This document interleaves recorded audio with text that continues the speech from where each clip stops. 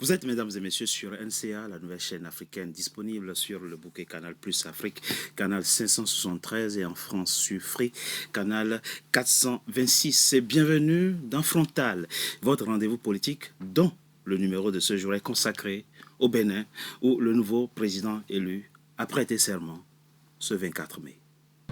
Devant Dieu, les pères des ancêtres, la nation et devant le peuple béninois, seul détenteur de la souveraineté.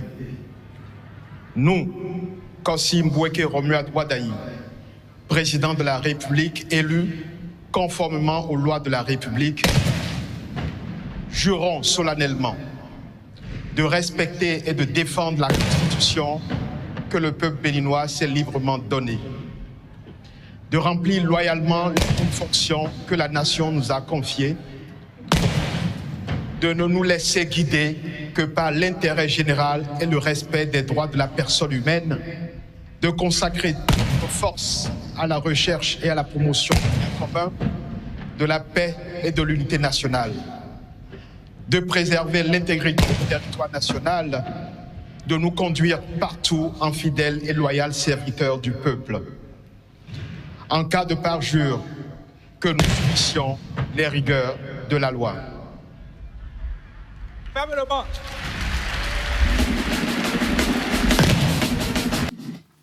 C'est donc par ce serment que Kossi Mboueke Romuald Wadayi, le nouveau président élu du Bénin, a pris les rênes de son pays ce 24 mai. L'homme entame ainsi un mandat de 7 ans après avoir été pendant 10 ans ministre de l'économie et des finances du désormais ancien président béninois Patrice Talon. Retour dans cette émission sur cet événement et politique majeur où j'ai le plaisir de recevoir avec moi 3 Béninois. Hervé Amosuga, vous êtes universitaire, chargé d'enseignement en droit public à l'université Paris-Panthéon-Assas, ancien inspecteur des finances publiques. Êtes-vous en force? Grand soutien êtes-vous du nouveau président élu Romuald Wadayi après avoir soutenu le pouvoir de Patrice Talon. Vous avez battu campagne au Bénin pour le candidat Romuald Wadayi et ensuite vous avez assisté à son investiture. Vous venez donc de Cotonou. Merci d'avoir accepté notre invitation pour décrypter quelques extraits de son discours prononcé ce 24 mai au Bénin. Merci à vous. Afousatou Mazou, plusieurs casquettes. Chez vous, vous êtes ingénieur sanitaire, cadre municipal en charge de l'hygiène et de salubrité dans une grande commune proche de Paris, politiquement très active au sein de la diaspora béninoise en France. Alors, ce qui est intéressant avec vous, c'est qu'au départ, vous ne souteniez pas du tout Romuald Wadayi, le nouveau président. L'homme n'incarnait pas à vos yeux, si j'ose dire, les solutions aux problèmes des Béninois. Puis il a fini par vous convaincre et vous avez fini par allier son camp, tout comme Paul Roumpouet, le candidat que vous avez soutenu contre lui. Merci d'avoir accepté notre invitation. Merci pour l'invitation. Marcel Louis Zoumenou, le journaliste sans concession qui avait son regard pointu script au quotidien. La vie politique au Bénin, vous êtes le directeur de publication du quotidien béninois Le Patriote avec une forte rédaction basée à Cotonou. Ce qui est intéressant, c'est que à la une de votre parution de ce 28 mai, vous avez mis en exergue, vous avez mis les projecteurs sur certaines problématiques très importantes et liées au pouvoir béninois. L'urgence stratégique du septennat Wadayi, ça faisait partie de la une de votre journal, de votre parution de ce 28 mai. Et puis, vous avez aussi titré sur les condamnations qu'il y a eu ces dernières années au Bénin. 436 ans de condamnation avez-vous totalisé. Et votre réflexion, c'est que le président actuel soit plus souple et plus flexible par rapport à la question de la protection et de la garantie des libertés fondamentales au Bénin, mais on en parle au cours de cette émission. Merci. Merci d'avoir accepté notre invitation. Pas une seule catégorie sociale a été oubliée dans ce qu'on pourrait appeler le discours-programme prononcé ce 24 mai par le président de la République, Romuald Wadayi. Extrait.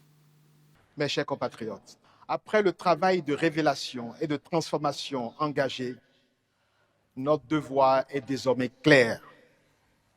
Faire en sorte que la force retrouvée par notre État se traduise plus profondément dans la vie quotidienne de chaque famille béninoise.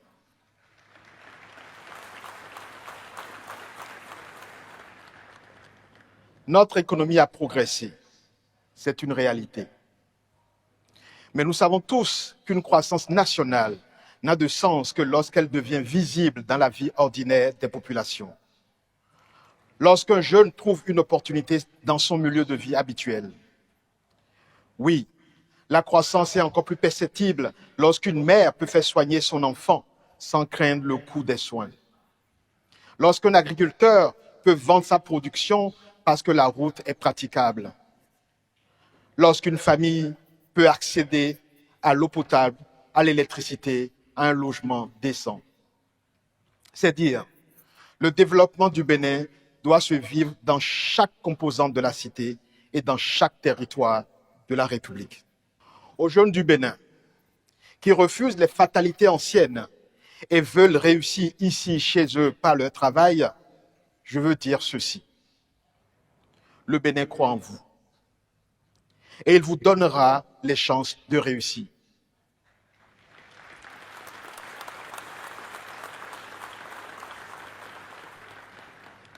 Aux femmes du Bénin qui portent silencieusement une part immense de notre économie et avancent toujours avec courage et dignité, je veux dire ceci. Votre accès au financement, à la propriété, à la protection sociale et aux responsabilités seront renforcés.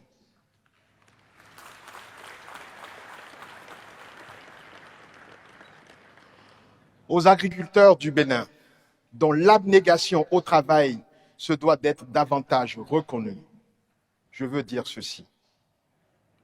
Vous aurez un meilleur accès à la mécanisation, aux semences adaptées, aux financements pertinents et aux équipements de transformation de vos produits. Hervé Amosouga, comment ne pas prendre quelques secondes au début de cette émission pour rendre hommage à un homme, Patrice Talon. Il y a quelques semaines, le président Yoweri Museveni de l'Ouganda demandait à ses compatriotes de lui accorder un 7e mandat parce qu'il avait, disait-il, quelques projets à conduire à terme.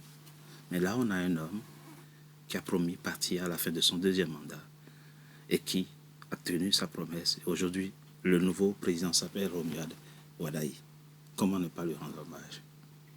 Effectivement, les Béninois ont lieu d'être vraiment fiers de ce qui s'est passé dans notre pays tout récemment, le 12 avril dernier, c'est-à-dire qu'un président qui a fait 2 mandats consécutifs, dont le bilan est élogieux et qui aurait pu s'appuyer sur son bilan et sur la nécessaire continuation pour rester, a choisi de respecter la Constitution et de partir. Et en partant, il a identifié quelqu'un dans le sérail, le nouveau président Romuald Wadaï, qui remplit toutes les garanties d'une continuation de l'action. Bref, le président de la République a passé la main. Et je voulais dire que on a un nouveau visage à la tête du pays, grâce au président Patrice Talon, et que ce visage offre toutes les garanties, toutes les promesses, non seulement d'une continuation, mais également d'un approfondissement de ce qui s'est fait au Bénin ces 10 dernières années. Marcel Zoumenou, attaquons le sujet. Nous venons d'écouter un extrait du président de la République, Romuald Wadaï. Ce qu'il dit aux jeunes Béninois, on a parlé de la jeunesse, des femmes, des agriculteurs, des agents de l'État, etc. Vous pouvez désormais vous en sortir ici au Bénin. Vous n'avez plus besoin d'aller à l'étranger pour vous en sortir. Vous aurez au Bénin la protection qu'il faut. C'est nouveau comme discours.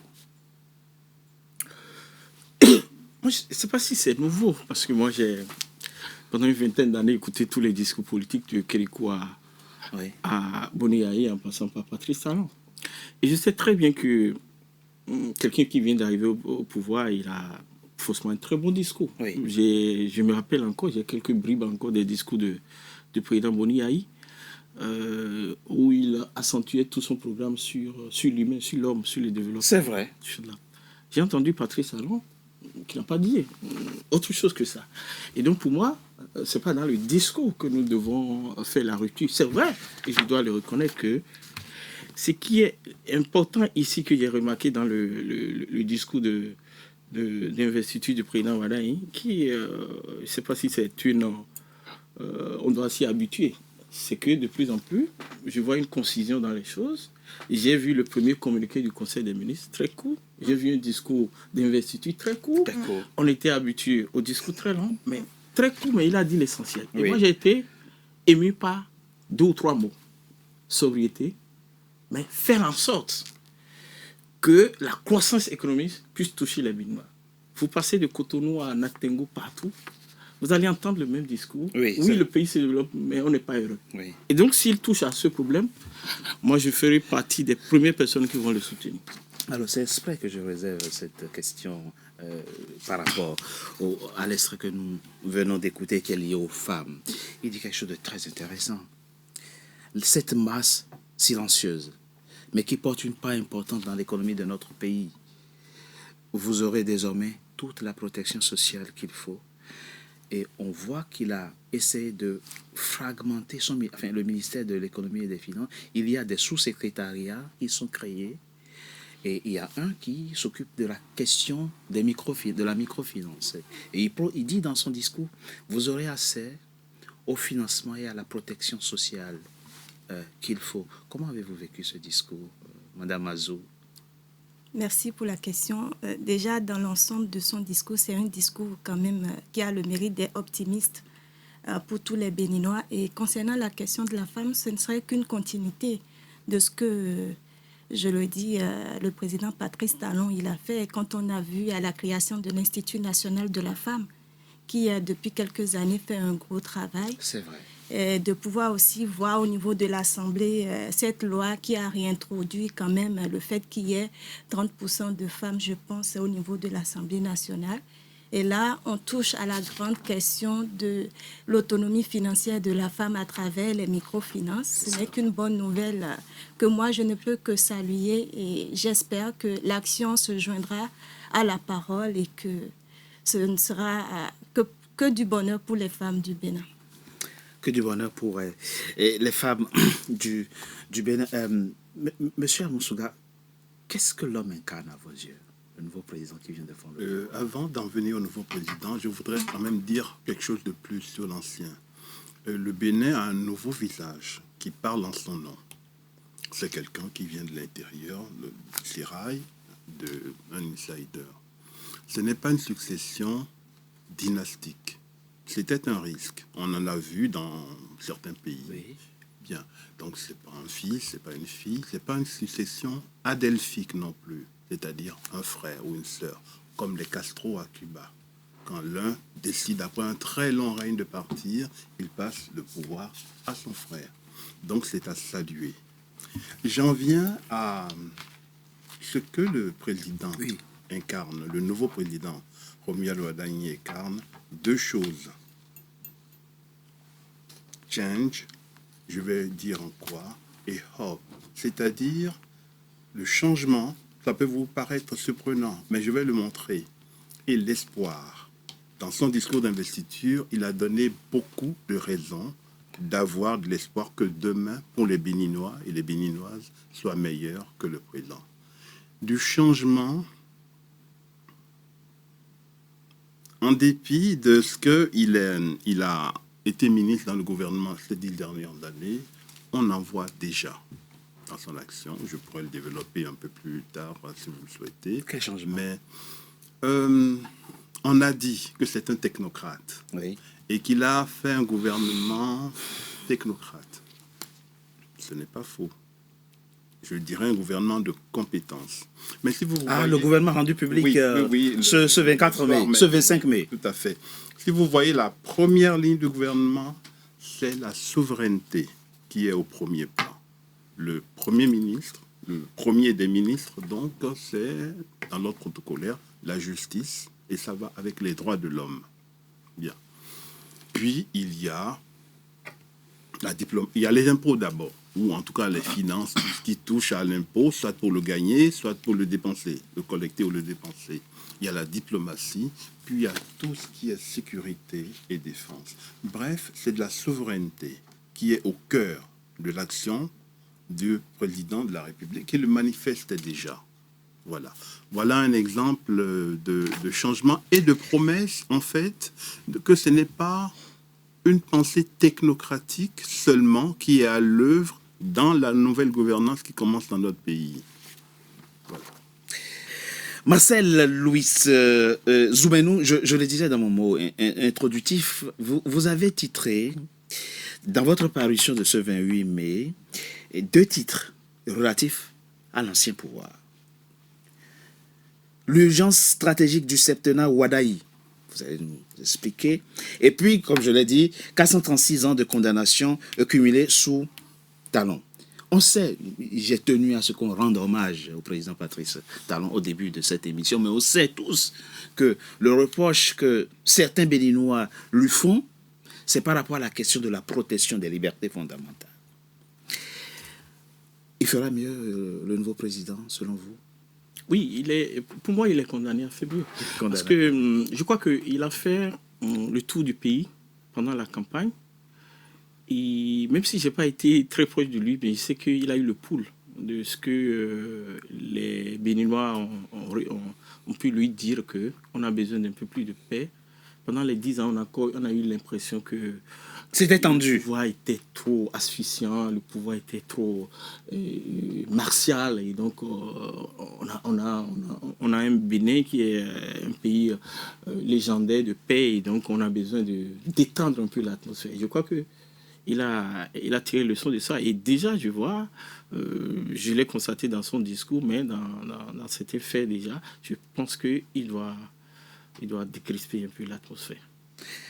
Quand vous titrez l'urgence stratégique du septennat Ouadaï, il y avait quoi?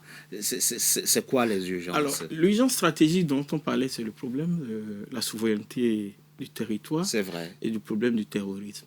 Vous avez vu qu'il a été accueilli par un attentat terroriste. C'est pas un très bon accueil. Voilà. Et donc, pour nous, je crois qu'il faut que cette préoccupation puisse faire partie des urgences dont il doit se préoccuper. Il a dit dans son discours quelles sont les actions urgentes à faire pour que nos frères, nos amis ne meurent pas tout le temps au front. Depuis 2022, de façon cyclique, le Bénin a été victime d'attentats terroristes. Et Patrice Talon a appliqué ces solutions, mais on se rend compte que ça n'a pas été aussi efficace que ça. C'est vrai que l'hydroterrorisme est un problème délicat, un problème sous-régional qu'il faut l'appréhender dans sa globalité. Mais je crois qu'il faut qu'il mette en application son approche de la question et qu'on trouve réellement des solutions. Donc c'est pourquoi nous disons qu'il est à la fois urgent et stratégique, ce problème. Et il doit discuter avec les autres collègues de la sous-région pour trouver une solution.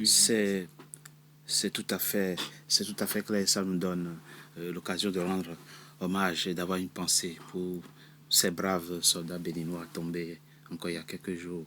Ces 4 soldats béninois frappés par des individus lâches qui ne méritent pas autre chose que de mourir. Toutes nos pensées vont à leur famille. Madame Mazou, alors encore une fois, par rapport à la question des libertés, disons des choses concrètement. Il y avait beaucoup d'activistes béninois qui, selon le pouvoir Talon, avaient franchi les limites de la liberté d'expression pour basculer dans la diffamation, dans ce qu'ils ont appelé le harcèlement numérique et beaucoup d'autres choses, et qui ont été sévèrement, en tout cas punis jugés par la criette, punis par la loi. Tout est question d'élasticité, de qu'est-ce qu'on met dans la liberté d'expression et où elle finit et où commence la diffamation, le harcèlement. Est-ce que qu'est-ce que vous pensez, le nouveau président, vous pensez qu'il va serrer davantage la vis ou bien il va essayer de desserré comme le recommande mon confrère Marcel. Pour la question, dans l'introduction, vous avez dit que je ne faisais pas confiance au président à Romuald Wardani et que maintenant qu'il est président, maintenant je lui accorde ma confiance. Non, ce n'est pas ça. Ce n'est pas que j'ai changé d'avis, mais c'est juste que je pense que c'est aussi ce que FCBE a choisi de faire, c'est lui faire confiance et lui accorder le bénéfice du doute. Donc, je n'ai aucune assurance par rapport au fait que les choses iront dans le sens que nous, on le souhaite par rapport à Romuald Wardani, mais je choisis de mettre le pari sur le fait qu'il fera le bon choix. Parce qu'il a constaté, comme vient de le dire Marcel ici, qu'il a touché le Bénin, il a senti le pouls, il sait ce qui est nécessaire à faire, il a dit dans son discours, et je joins ma voix à la voix de beaucoup de Béninois aujourd'hui qui ne demandent que tout ce qu'il a promis. Je propose qu'on marque une courte pause. On se retrouve dans quelques instants pour la deuxième partie de notre émission. À tout de suite. Okay. Voilà. NCA, désormais sur Free. Après son intégration au bouquet Canal+ Afrique, Canal 9 et Canal 573, NCA poursuit son développement et vient d'intégrer le célèbre bouquet Free TV, Canal 426. La chaîne panafricaine renforce ainsi son ancrage aussi bien en Afrique que hors d'Afrique. Le développement de NCA, c'est vous, nos téléspectateurs à travers le monde. NCA, la chaîne panafricaine de référence.